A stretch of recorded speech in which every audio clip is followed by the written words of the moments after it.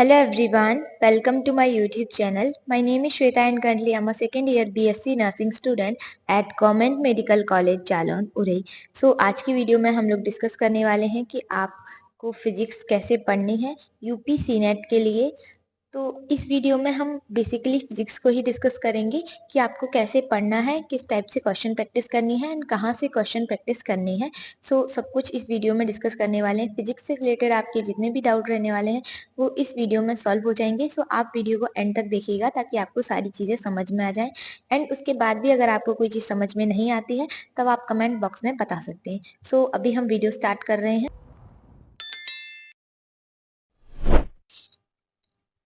अगर हम फिजिक्स की बात करें आपके यूपी सीनेट के लिए, तो यूपी सीनेट में आपका फिजिक्स हो या फिर केमिस्ट्री हो, आपका बहुत ज़्यादा टफ नहीं पूछा जाता है।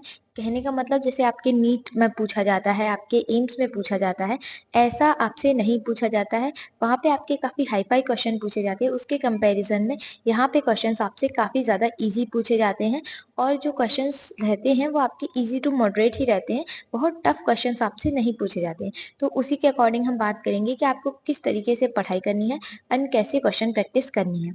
सबसे पहले अगर हम फिजिक्स की बात करें तो पहले आपको फिजिक्स पढ़नी कौन सी है। काफ़ी स्टूडेंट्स कंफ्यूज हैं कि हम 11th-12th की फिजिक्स पढ़ें या फिर हम 10th-9th की बेसिक फिजिक्स पढ़ें। तो सबसे पहले एक चीज़ इस वीडियो में मैं क्लियर करना चाहती हूँ कि आपको जो फिजिक्स पढ़नी है वो 11th-12th की ही पढ़नी है। 9th-10th की फिजिक्स पढ़ने से आप बस कुछ क्वेश्चन सॉल्व कर लोगे। ऐसा नहीं है कि अगर आप 9th-10th का पढ़ोगे तो आपसे कुछ नहीं होगा।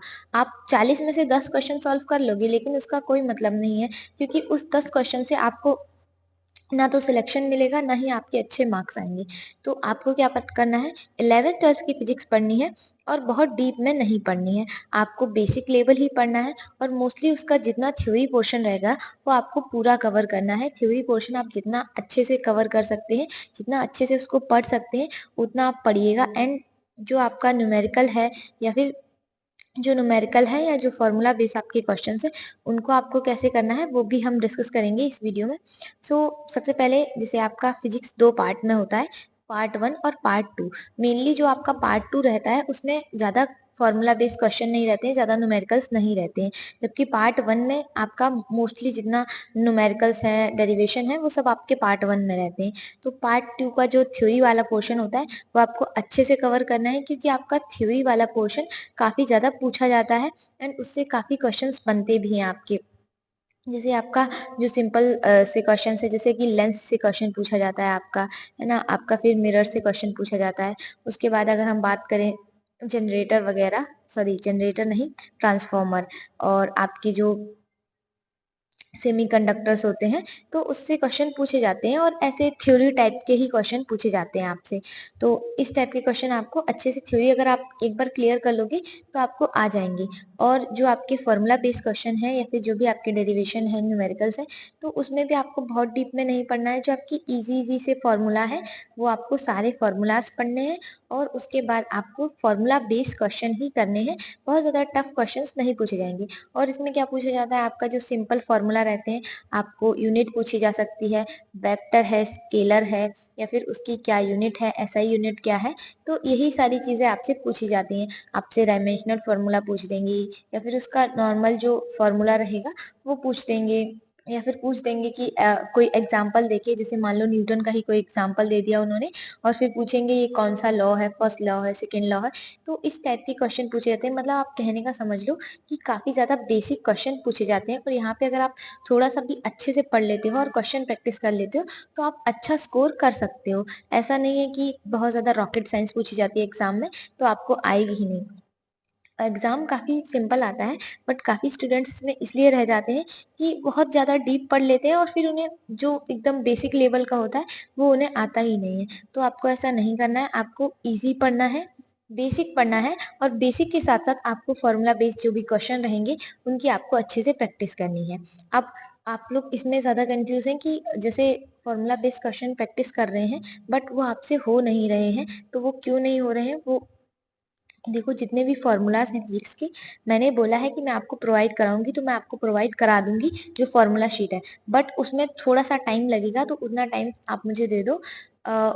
कुछ टाइम लगेगा, लगभग 4 से 5 दिन। उसके बाद मैं पक्का आपको प्रोवाइड करा दूँगी और उसकी मैं एक वीडियो भी ला दूँगी जिसमें मैं सारे फ़ॉर्मूले एक्सप्लेन कर दूँगी और टेलीग्राम पे उसकी आपको पीडीएफ भी दे दूँगी, तो आप उसके लिए परेशान मत हो। अब आप अपनी तरफ से क्या कर सकते हो, जितने आपके थ्योरी का पोर्शन है, वो आप कवर करो और उसके साथ-साथ उसकी प्रैक्टिस भी करो। और इसमें क्या है कि आप जो क्वेश्चन कर रहे हो ना फिजिक्स के, चाहे वो थ्योरी वाले क्वेश्चन हो या फिर फॉर्मूला वाले क्वेश्चन हो, आपको साथ-साथ उनको जो आप क्वेश्चन प्रैक्टिस करोगे, जैसे आपको नहीं आ रहा है, आ रहा है या नहीं आ रहा है? आ रहा है तब ठीक है, अगर नहीं आ रहा है तो आपको वो क्वेश्चन लिखना भी है और साथ में उसका कुछ एक पॉइंट बना के आप लिख लो कि जैसे मान लो ये पॉइंट इस क्वेश्चन के लिए स्पेसिफिक है, तो वो पॉइंट हमने लिख लिया ताकि नेक्स्ट क्वेश्चन में भी वो हमारे काम आ सके। और अगर फिजिक्स की स्पेशली बात करें तो आप लोग कंफ्यूज इस चीज में मत रहना कि कौन सी बुक लें या फिर हम क्या खरीदें या फिर बैच लें, ये सब देखो अभी इस टाइम पे जैसे कि आपके लास्ट के 3 मंथ बचे हैं, तो आपको मैं सजेस्ट करूंगी कि आप कोई भी बैच मत लो, क्योंकि अभी लास्ट 3 मंथ में अगर आप बैच लेते भी हो तो आपका बैकलॉग हो जाएगा बहुत ज्यादा और आप कवर नहीं कर पाओगे। आप अभी अपने आप से कवर करो या फिर आप शॉर्ट वीडियोस की हेल्प ले सकते हो। कुछ कुछ टॉपिक जो आपको नहीं समझ में आते हैं तो वह आप यूट्यूब से देख सकते हो। यूट्यूब पे इतने सारे फ्री में लेक्चर्स पड़े हैं, आप किसी के भी देख लो। जरूरी नहीं है कि आप सीनेट का ही देखो। आप अगर जैसे नीट वगैरह का भी देखते हो तो वो टॉपिक तो वही समझाएंगे, बस आपको थोड़ा डीप में वो पढ़ाएंगे और आपको थोड़ा लाइट में चाहिए तो लाइट कहने का मतलब आपको बेसिक चाहिए तो, बट जब वो समझाएंगे तो आपको वो टॉपिक बेसिक समझ में आ जाएगा और जब आपको बेसिक समझ में आ जाएगा तो आप इजीली कर पाओगे। ठीक है। एंड अगर आपको फिजिक्स के इम्पोर्टेंट टॉपिक्स जानने हैं, इम्पोर्टेंट चैप्टर्स जानने हैं, तो मैंने उसके लिए भी अलग से वीडियो अपलोड कर रखा है। आप लोग वो जाके चेक कर सकते हैं। उसके लिए अलग से प्लेलिस्ट भी बना दी है, तो आप लोग वहां पे जाके चेक कर सकते हैं एंड उसके अकॉर्डिंग आप पढ़ाई कर सकते हैं। ठीक है।